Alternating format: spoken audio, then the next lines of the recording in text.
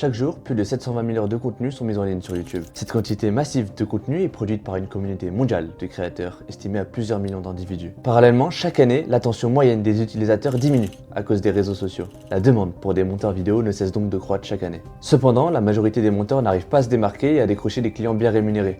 Peut-être que tu te reconnais, tu envoies des messages, des propositions, mais la plupart du temps, tu n'obtiens que des silences en retour. Tu te demandes pourquoi ça ne marche pas et parfois tu te dis même que c'est réservé à ceux qui ont de la chance. La vérité, c'est que ces créateurs de contenu reçoivent des centaines de messages par jour de monteurs vidéo voulant collaborer avec eux. Malheureusement, la plupart de ces demandes sont ignorées. Si tu es un monteur vidéo, je vais te donner les clés pour te démarquer et obtenir autant de clients bien payés que possible, comme John qui a fait 2000 € en 60 jours. En bonus, je te montrerai également comment maximiser tes revenus avec ses clients. Mais d'abord, examinons la manière dont la plupart des monteurs contactent les créateurs et pourquoi ça ne marche pas. La majorité d'entre vous utilisent des emails ou des messages privés sur Instagram.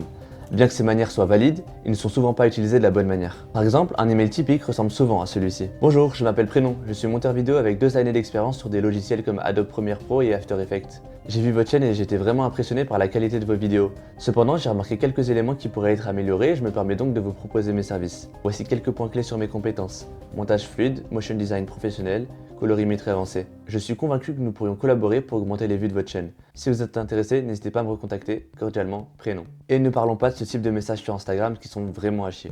Ces messages présentent tous le même problème. Ils ne se démarquent pas, sont génériques et ne répondent pas aux besoins spécifiques du créateur. Personnellement, si j'étais à la place du créateur, moi aussi, je les ignorerais. Alors dans cette vidéo, je vais t'expliquer pourquoi ces approches échouent et comment passer au niveau supérieur. Nous allons explorer le système que j'utilise au sein de mon accompagnement Edit Lab qui propulse les monteurs vidéo à 2000 € par mois. Tout ça, je vais vous le donner gratuitement. Tu ne trouveras pas ça ailleurs, alors reste bien jusqu'au bout, car ce que tu vas apprendre ici peut littéralement transformer ta carrière de monteur vidéo.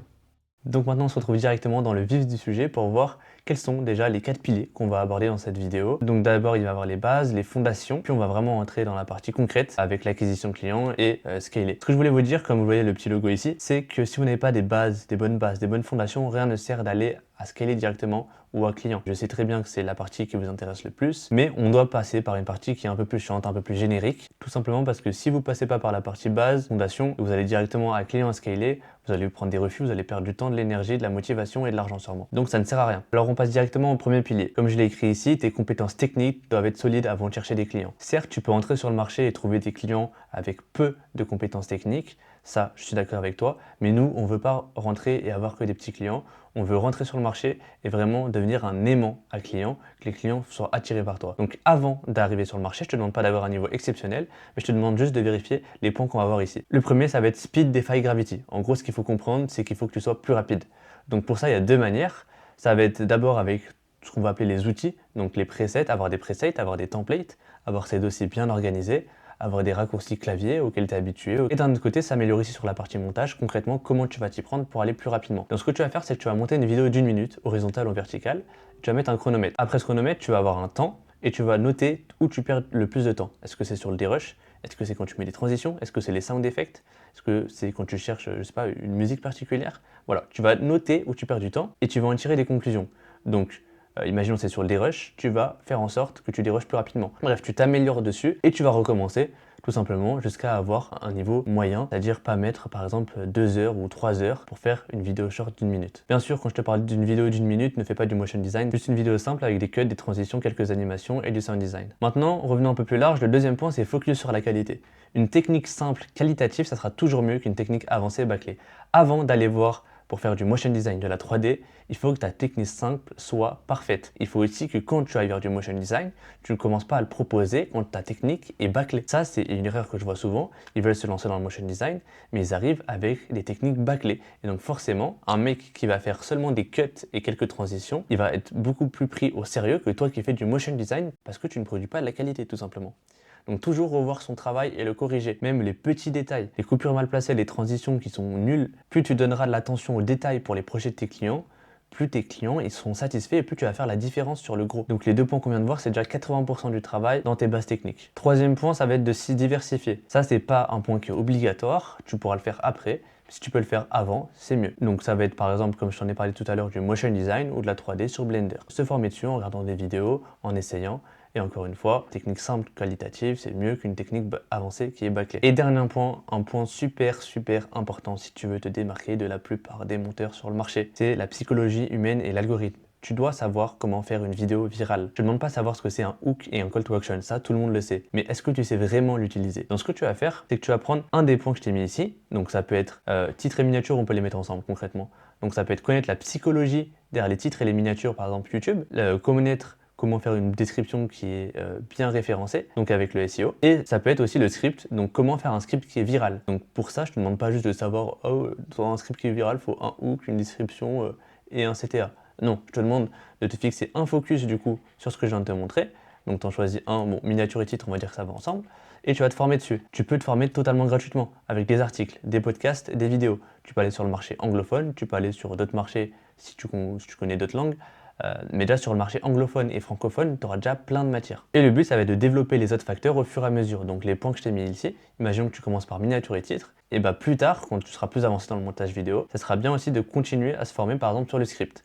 Comme ça, au fur et à mesure, tu auras tous ces points et tu vas devenir indispensable tout simplement pour tes clients qui ne voudront pas te lâcher. Maintenant que tu as des bonnes bases de montage, on peut passer au pilier 2. Le pilier 2, il est super important avant de commencer à trouver tes clients. Tu verras qu'il va beaucoup nous servir dans le pilier 3 et 4 et en plus de ça, tu peux quand même avoir des propositions de clients qui viennent à toi pendant ce pilier 2 avant d'avoir commencé le 3. Il va y avoir 3 gros chapitres entre guillemets qu'on va voir dans ce pilier. Ça va être les fondations, les réseaux sociaux et le portfolio. Qu'est-ce qu'on va voir dans les fondations? Premièrement, ça va être un avatar client. Concrètement, avec qui tu veux travailler. Pose-toi cette question, avec qui tu veux travailler. Généralement, tu vas dans un domaine que tu aimes bien, ça peut être les documentaires, ça peut être les vidéos YouTube gaming, j'en sais rien. Tu prends souvent quelque chose que tu aimes bien ou tu te vois travailler sur le long terme. On pourra le changer après, mais c'est mieux d'avoir un truc qui est fixe. Donc ce que tu vas faire, c'est que dès que tu sais à peu près vers qui tu veux aller ou où tu veux aller, tu vas faire une liste des rêves, désirs, peurs et frustrations de la cible. En fait, ça va te permettre de toucher profondément ton prospect, que ça soit dans ton offre qu'on va créer, dans l'appel de vente, quand tu auras des appels de vente, dans la prospection et dans la création de contenu. Ces points, ils sont super importants. Si tu skips cette étape, tu vas avoir une mauvaise offre, donc les prospects, ils vont pas être touchés. Et quand tu vas faire la prospection, ils vont pas être touchés non plus. Et quand tu vas faire des appels de vente, si tu en as, ils vont pas du tout être touchés et tu vas galérer à avoir des ventes. Donc je te mets à l'écran un script ChatGPT que tu peux recopier pour comprendre les rêves, désirs, peurs et frustrations et construire ton avatar client. Deuxième point du chapitre fondation, ça va être ton offre. On en a parlé notamment avec l'avatar client. Donc déjà, tu vas choisir si tu veux faire du format vertical ou horizontal ou les deux. Il y a une chose à bien comprendre, c'est que je te demande pas de savoir faire format vertical ou horizontal. Dans tous les cas, tu dois savoir faire les deux parce que ça va nous servir dans la stratégie, notamment dans le pilier 3. Par contre, tu peux savoir faire les deux, mais dans ton offre, ne proposer qu'un seul. C'est possible. Donc je te mets aussi à l'écran le schéma d'Alex Hormozy qui montre comment avoir une offre irrésistible. En gros, pour te simplifier la chose, il va falloir que tu diminues les délais, les efforts et les sacrifices de ton client. Par contre, il va falloir aussi d'un côté que tu augmentes la probabilité de réussite et la perception du résultat. Donc, grossièrement, est-ce que c'est une dinguerie ou pas ce que tu vas lui faire faire? Ce que je t'ai pas dit aussi, c'est qu'en plus du format vertical ou horizontal, tu peux rajouter des services supplémentaires. On en a parlé tout à l'heure avec les scripts, les hooks, etc. Tu peux aussi le rajouter et on va le voir juste là. Ce que tu vas faire d'abord, c'est que tu vas lister toutes les étapes dont ton avatar client devra passer pour atteindre son objectif. Imaginons que ton avatar client, son objectif, c'est un coach sportif en ligne qui fait du contenu. Son objectif, ça va être de faire 100 000 vues par mois avec ses shorts sur Instagram. Donc tu vas lister chaque étape qu'il va faire. Il va trouver des idées de vidéos, il va faire ses scripts, il va tourner la vidéo, il va monter la vidéo, il va la poster, il va voir comment ça performe pour en tirer des conclusions. Dans cette liste, à chaque étape, tu vas noter chaque problème qu'il peut rencontrer. Donc imaginons, il met trop longtemps à faire des scripts, il ne sait pas faire des scripts viraux. Le tournage, il n'a aucune notion de comment avoir une bonne qualité, un bon son, un bon éclairage, etc. Bref, tu fais ça sur chaque étape. Et là, tous les problèmes que tu as cités, c'est la liste de là où tu peux l'aider. Donc tu l'as bien compris, tu vas faire autre chose que du montage vidéo. Et en fait, cette liste, elle va te servir à trouver des idées de petits services complémentaires à rajouter dans ton offre. Et en plus de ça, de manière de délivrer ton service. Donc il a du mal à faire des scripts viraux, tu peux lui proposer de créer ses scripts. Bref, c'est qu'un exemple, c'est à toi de voir en fonction de ton avatar client. Donc maintenant, troisième point des fondations, ça va être le positionnement. Donc en gros, le positionnement, c'est la manière dont tes clients ils te perçoivent. Donc là, j'ai mis exemple du médecin ou du consultant, c'est très simple. L'exemple du médecin, c'est imaginons, tu commences à avoir flou, très flou d'un œil, tu vas pas aller voir un médecin généraliste.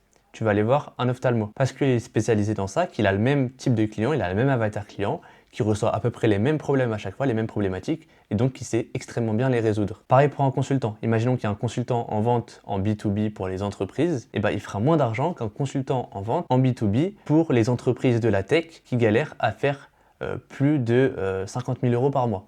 Voilà, je te donne un exemple tout con, mais juste qu'il faut se spécialiser. Donc j'ai une petite question pour toi, selon toi, qu'est-ce qui marche le mieux? Est-ce que tu te positionnes comme un monteur vidéo pour des shorts en tout genre, ou alors tu te positionnes comme un expert des ads format court pour des boîtes e-commerce? Je te laisse un petit peu de temps pour réfléchir, mais je pense que tout le monde a trouvé la réponse. Forcément, c'est ce côté. Pourquoi? Parce qu'il s'est spécialisé. Donc il a un avatar client, c'est les boîtes e-commerce, et en plus de ça, il s'est spécialisé dans les ads. Donc forcément, il va avoir affaire à toutes les problématiques. Alors que le mec de gauche, si quelqu'un lui demande de faire des ads, il aura presque pas la connaissance du marché, et encore moins avec les boutiques e-commerce. Maintenant, à toi de créer ton positionnement pour passer à la dernière étape des fondations. Et bien sûr, c'est ce qu'on aime tous, les tarifs. Alors je vais pas rentrer dans des trucs super compliqués pour choisir tes tarifs. Ce que je veux te dire d'abord, c'est qu'un tarif, ça se choisit en fonction de plusieurs choses. De l'urgence du projet, du budget du projet en général. Par exemple, si tu fais des ads, la personne va dépenser 40 000 en ads, bah, tu vas pas faire payer 50 € la création de l'ads. Donc du format horizontal ou vertical, de tes connaissances, de tes résultats, du niveau technique demandé, donc motion design ou en montage très simple, et de ta demande. Forcément, t'évites de faire payer 120 € un short quand t'as pas de clients sous le bras. Mais bon, je dis ça, ça me paraît simple, mais je vois des gens qui font quand même des dingueries sur le marché. Bref, une stratégie simple pour commencer, ça va être de commencer avec des prix qui sont un petit peu inférieurs à la moyenne du marché et augmenter à chaque nouveau client de X%. Ça peut être de 5, 10, 20%, 30%, ça dépend, voilà, de comment tu as envie d'avancer, de comment tu le sens et aussi de ce que tu délivres. Voilà, donc là déjà on a fait la plus grosse partie du pilier 2, donc les fondations. Maintenant on va passer à la partie plus intéressante, les réseaux sociaux, et vous allez voir que c'est ça qui va le plus nous servir pour le pilier 3. Alors les réseaux sociaux, la meilleure manière de montrer que tu vas créer du bon contenu pour tes clients, c'est d'en créer pour toi-même. Ça paraît logique, mais je vois pas beaucoup de monteurs qui créent beaucoup de contenu. Ce que je vais te donner là, c'est le plan étape par étape que je donne dans mon accompagnement. Donc écoute bien parce que c'est vraiment full valeur et je te donne ça gratuitement. Ce que tu vas faire, c'est que tu vas te créer une chaîne YouTube et un Instagram. Tu vas optimiser tes réseaux sociaux, donc ça va être ta bio, ta photo de profil, ta bannière. Bref, ta photo de profil, il faut juste qu'on voit ta tête. Ta bio, il faut qu'on sache qui t'es, qu'est-ce que tu fais concrètement et un appel à l'action. Et la bannière, tu mets un peu ce que tu veux en soi. Là, ça va être la partie la plus intéressante. Tu vas faire la création de vidéos YouTube dans le style de ceux que tu cibles, de ton avatar client. Donc, tu vas reprendre le format de vidéo, les sujets ou le style de montage de tes clients, enfin de ton avatar client, pardon, et tu vas reprendre. Bien sûr, prends des choses qui t'intéressent et que tu aimes. Le but premier après l'argent, c'est bien de prendre du plaisir à monter. En termes de plan d'action, ce que je te conseille de faire, c'est de monter 3 vidéos YouTube minimum. Et à partir de ces vidéos YouTube, tu vas faire de la création de contenu sur Insta. Donc, tu peux faire des avant-après, des extraits d'une animation, de la timeline, etc. Au final, une vidéo YouTube, ça doit au moins te faire minimum 5 contenus courts. Et attention, j'en vois certains déjà venir. C'est pas parce que tu fais ces 3 vidéos YouTube le plus rapidement possible et du coup les 15 shorts minimum le plus rapidement possible, ça marche pas comme ça. En fait, il faut que tu focuses sur la qualité. Je préfère que tu mettes un mois entier à faire ces 3 vidéos YouTube, mais que ça soit de la pure qualité. C'est là que tu vas avoir plus de résultats que si tu prends 2 semaines et que tu veux juste aller plus vite que les autres. Troisième et dernier gros point du pilier 2, ça va être le portfolio. Tu vas te créer un portfolio. Bien sûr, tu n'utilises pas Bento, s'il te plaît. On arrête avec Bento. Tu vas juste te fondre dans la masse des gens qui ont un Bento. En plus, je trouve ça vraiment éclater le Bento sans être méchant avec ceux qui l'utilisent. Tu vas utiliser un site web, un vrai site web. Tu vas te créer un site. Moi, ce que je vous conseille, c'est gratuit, c'est le mieux, le plus simple. C'est Canva. Donc, je vous ai mis l'URL ici. Donc, canva.com/create/portfolio. Et tu peux te faire plein de portfolios. Il y a déjà des modèles de base, etc. Maintenant, comment faire un portfolio et quoi mettre dedans? Je ne vais pas vous faire un tuto d'1 heure pour faire un portfolio. Par contre, je vais vous montrer qu'est-ce qu'il faut mettre dedans. Là, c'est ce que tu peux mettre dedans. Donc tes vidéos, tes réseaux sociaux, tes témoignages, tes résultats, tes processus, donc tes processus de délivrabilité, de montage, etc. Les logiciels que tu utilises, qui tu es, ce que tu proposes et des call to action. Donc là, je t'ai fait un petit plan de ce que tu pourrais faire comme portfolio. Donc là, je te mets juste les étapes dans l'ordre. S'il te plaît, ne me fais pas un portfolio où tu écris noir sur blanc. Prends des couleurs, fais-toi un branding. Faut que ça rende vraiment beau et professionnel. Donc bref, tu vas mettre ton prénom, mettre monteur vidéo. Donc tu vas mettre aussi ta proposition de valeur. Donc je fais X pour Y. Par exemple, en reprenant le positionnement des mecs avec les boutiques e-com et les ads, ça peut être j'optimise la conversion des créatives des boîtes e-commerce. Là, tu vas mettre un premier call to action, donc un bouton qui redirige. Là, c'est un peu vers ce que tu veux, soit vers un calendrier pour réserver un appel avec toi, c'est bien, soit vers un formulaire où après tu peux les recontacter. Donc, qui tu es, plus tes réseaux sociaux, donc une petite présentation de toi, ton histoire, etc. Ce que tu proposes concrètement, là tu peux mettre par exemple tes process, donc comment tu délivres à ton client, ton processus pour monter, les logiciels que tu utilises. Là tu vas mettre un deuxième call to action, donc là par exemple dans le deuxième CTA, par rapport à la proposition de valeur, on peut mettre je veux optimiser la conversion de mes créatives. Après du coup, on met tes vidéos, donc les vidéos notamment que tu as mis sur YouTube et Instagram. Tes témoignages si tu en as eu. Bien sûr, ce que j'ai oublié de dire, mais c'est que tu peux proposer des services gratuits, notamment par exemple plus pour du short, où tu peux proposer de monter gratuitement pour quelqu'un à lui demander un témoignage en échange. Donc ça va te faire des premiers témoignages. et un troisième CTA avant de mettre encore une fois tes réseaux sociaux et comment te contacter, donc plus là le mail ou le numéro WhatsApp si tu veux. Voilà, là on a fini le pilier 2, on est déjà à la moitié et c'est maintenant dans le pilier 3 que tu vas vraiment commencer à générer des revenus et avoir tes premiers clients. Avant ça, si tu es monteur vidéo, que tu es bloqué sous la barre des 2000 € par mois, que tu as vraiment envie de te faire aider et d'avancer plus rapidement, j'ai créé mon programme d'accompagnement Edit Lab où on t'accompagne à faire ces 2000 € par mois en 3 à 12 mois garantis, sinon tu seras remboursé. Tu as juste à cliquer sur le lien dans la description pour réserver ton appel. Maintenant reprenons. Avant de vraiment rentrer dans la technique d'acquisition client qu'on utilise au sein du programme, on va juste voir quelques petits points. Ça va être l'accueil et la gestion de tes clients. Parce qu'il faut que tu sois préparé avant que tu aies un client. Premièrement, il faut que tu aies un bon onboarding. Donc l'onboarding, ça va être accueillir ton client et lui donner toutes les informations nécessaires. Comment avoir un bon onboarding? Tu peux par exemple lui faire une vidéo. Dès qu'il arrive, tu lui envoies une vidéo à son mail, ça peut être automatisé ou tu peux le faire manuellement. Tu lui envoies une vidéo que tu as déjà préparée à l'avance et que tu lui expliques comment va se passer votre collaboration, comment il peut te contacter. Donc tu fais la vidéo et tu lui expliques tout le process d'onboarding, comment ton client va être intégré au service, comment il va pouvoir te contacter, donner plus d'informations. Bref, tu es censé tout lui donner à ce moment-là, les accès et informations. Deuxièmement, ça va être la délivrabilité. C'est lié avec l'onboarding, mais c'est comment tout simplement tu vas délivrer ton service de la meilleure manière. L'objectif, ça soit le plus simple et qu'il y ait moins de temps et d'énergie à mettre pour ton client. Pour une prestation de montage simple, sans rien en plus, par exemple, ça va être d'abord, il va t'envoyer les rushs avec WeTransfer, avec toutes les ressources nécessaires. Toi, tu vas lui envoyer un premier message, oui, j'ai bien reçu les rushs. Après ça, tu vas lui envoyer le lien Fremio pour suivre son projet, etc. D'ailleurs, Fremio, pour ceux qui ne l'utilisent pas, ou vous passez à côté de quelque chose, c'est totalement gratuit jusqu'à une certaine période, enfin un certain temps. C'est totalement gratuit, donc utilisez-le pour vos clients, ça va changer votre manière de délivrer tout simplement. Et dernier point, c'est le suivi de projet. Ça va être tout simplement comment suivre et gérer tous tes projets simplement. Forcément, si tu as 8 clients en même temps, il faut savoir gérer ces projets, rendre dans les temps, savoir où t'en es avec chaque client, c'est pas si facile que ça. Donc la première étape super simple à faire, ça va être d'avoir un tableau de gestion. Je te mets à l'écran un petit tableau de gestion super simple pour commencer. Il est super rapide à faire et surtout à comprendre. Tu peux le faire sur Excel, tu peux le faire sur Notion, bref, sur ce que tu veux. Maintenant que tu sais comment tu vas accueillir et gérer tes clients, concrètement, comment on va trouver ces clients. Et c'est maintenant que ça vous intéresse et c'est normal parce que ça a quand même permis à des élèves de faire des plus de 800 €, plus de 1500 € par mois. Tout ça en mettant en place des méthodes qui sont simples à comprendre et à appliquer. Donc il va y avoir 3 manières de trouver des clients. Premièrement, ça va être le setting. Vous allez créer du contenu sur Insta, YouTube, comme on l'a vu juste avant, et du coup, vous allez engager des conversations avec les personnes qui interagissent avec votre contenu. Premièrement, ça va être de faire connaissance avec la personne, de comprendre si c'est un potentiel client et si c'est le cas, comprendre sa situation actuelle, sa situation désirée, donc ses objectifs, les obstacles qui l'empêchent de passer à la situation A à la situation B. Et dans le cas où tout est validé et qui rentre dans votre avatar client, vous pouvez lui proposer un appel. On reviendra sur l'appel juste après. Deuxièmement, ça va être des CTA dans les contenus. Quand vous allez faire vos contenus, vous mettez juste en description, vous mettrez un call to action en description comme commente, edit si tu souhaites le même style de montage. Et ça va permettre aux gens qui scrollent ou alors qui voient sur YouTube ce genre de montage et se dire ah ouais, ce style de montage, il me le faut pour ma vidéo. Et du coup de commenter edit, et à ce moment-là vous le recontactez. On repasse à cette étape, donc faire connaissance, comprendre si c'est un potentiel client, situation actuelle, désiré, obstacle, et proposer un appel. La méthode principale de l'accompagnement, c'est celle-ci. Et c'est une méthode qui est plus avancée, qui demande plus de temps, mais qui vous garantit des plus gros clients à la fin. Premièrement, ça va être de trouver des potentiels clients. Je vous conseille d'aller sur YouTube parce que souvent c'est des personnes qui ont plus de budget et qui sont là plus sur le long terme. Et forcément, s'il fait des vidéos horizontales, il aura peut-être besoin de vidéos verticales. Alors qu'à l'inverse, quelqu'un qui fait des vidéos verticales n'a pas forcément besoin de vidéos horizontales. Ce que vous allez faire, c'est que vous allez leur monter une vidéo gratuite d'un extrait de 30 secondes à 1 minute d'une de leurs vidéos. Ça peut être un podcast, une vidéo très peu montée, bref, vous trouvez un extrait qui est peu monté et vous allez le mettre à votre sauce. Ne faites surtout pas de la quantité avec cette méthode. Il faut que vous soyez à fond sur la qualité. Quitte à faire que 4 ou 5 clients par semaine, vous faites de la qualité, c'est super important pour cette méthode, car ça va vraiment donner une bonne impression et envie de travailler avec vous. Ce que vous allez faire, c'est dès que vous avez le montage qui est prêt, vous allez envoyer un mail et faire un post Insta. Dans le post Insta, vous identifiez la personne et dans le mail, vous vous présentez très rapidement, vous lui expliquez que vous avez fait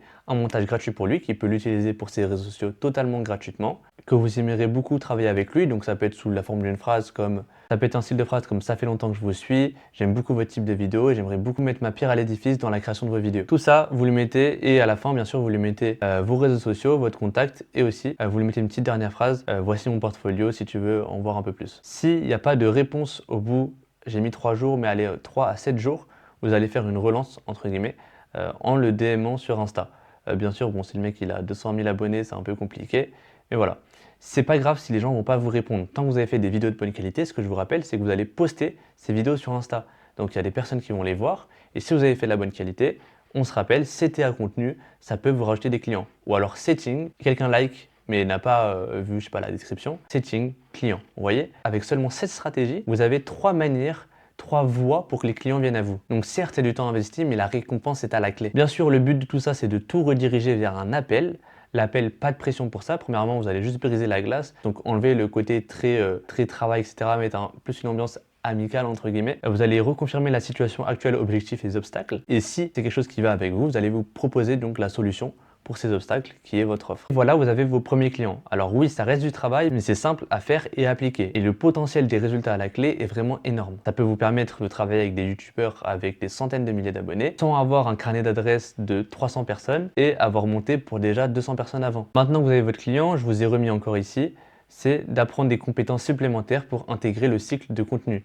Donc, il faut vraiment avoir une mentalité head of content au fur et à mesure, c'est ce qu'on en parlait tout à l'heure. Au fur et à mesure, gérer tout. Du coup, l'écriture des scripts, faire des miniatures. Le but, c'est qu'à la fin, vous soyez indispensable pour les clients. Un client peut remplacer un monteur par un monteur, mais un client ne peut pas remplacer comme ça quelqu'un qui gère son montage vidéo, ses miniatures, ses titres, ses idées de vidéo et ses scripts. Bien sûr, voyez ça sur le long terme. N'espérez pas faire tout ce que je viens de vous dire en 2 mois. Normalement, en appliquant ça sur une période de temps assez élevée, vous pouvez arriver facilement aux 2000 euros. Si vous êtes quand même bloqué à cause de vos tarifs par exemple, c'est tout simplement ce qu'on voit dans le pilier 4. Donc premièrement, ça va être d'augmenter ses tarifs. J'ai fait une vidéo YouTube complète dessus, ce que tu peux retrouver sur ma chaîne. Forcément, si tu restes avec les mêmes tarifs, même si tu arrives au pilier 3 et que tu appliques tout, tu peux quand même rester bloqué à 1600, 1800 avec plein de clients parce que tu es full booké et que tes prix sont pas assez hauts. Deuxièmement, ça va être d'automatiser et déléguer.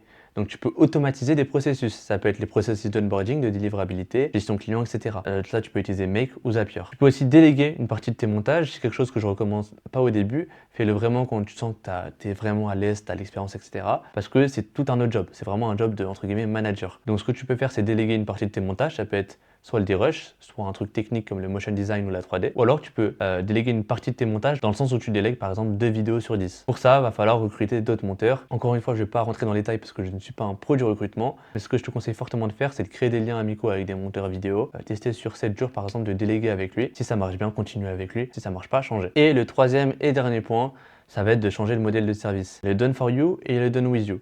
Le done for you, c'est je fais quelque chose pour toi. Donc tu me passes ta vidéo, je monte et je te la renvoie. C'est j'ai fait quelque chose pour toi. Le done with you, c'est par exemple je t'apprends à monter tes propres vidéos. Ce que tu peux faire, c'est quelque chose qui est mix entre le done for you et le done with you.